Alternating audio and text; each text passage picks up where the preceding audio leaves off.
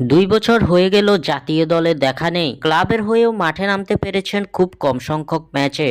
Neymar জুনিয়রের ভাগ্যটা যেন ধরা দিয়েও ধরা দেয় না। একের পর এক ইনজুরিতে এখনো ব্রাজিলের নতুন কোচ কার্লো আনচেলত্তির অধীনে খেলা হয়নি। এসবের মাঝে এবার ঘনিয়ে এসেছে 2026 বিশ্বকাপ, যা নিয়ে ইতিমধ্যে পরিকল্পনা সাজাতে শুরু করে দিয়েছে ব্রাজিল কোচ কার্লো আনচেলত্তি, যার লক্ষ্যে প্রতিদ্বন্দ্বিতাপূর্ণ প্রীতি ম্যাচের আয়োজন করছে ব্রাজিলিয়ান ফুটবলের সর্বোচ্চ নিয়ন্ত্রণ সংস্থা সিবিএফ। এসব প্রীতি ম্যাচে নজরকাড়া খেলোয়াড়দের নিয়েই বিশ্বকাপে যাবে আনচেলত্তির অধীনে ব্রাজিল। এমন অবস্থায় এবার জাতীয় দলে না ফেরা নেইমারকে নিয়ে রয়ে গেছে শঙ্কা।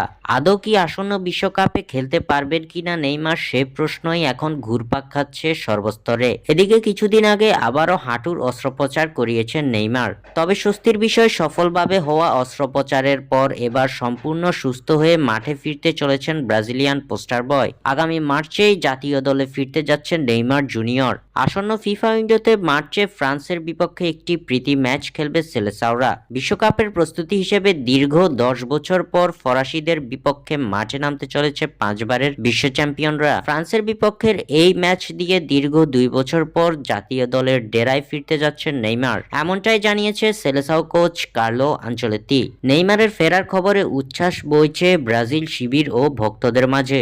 স্বাক্ষর থেকে সাদবিন ইসলাম।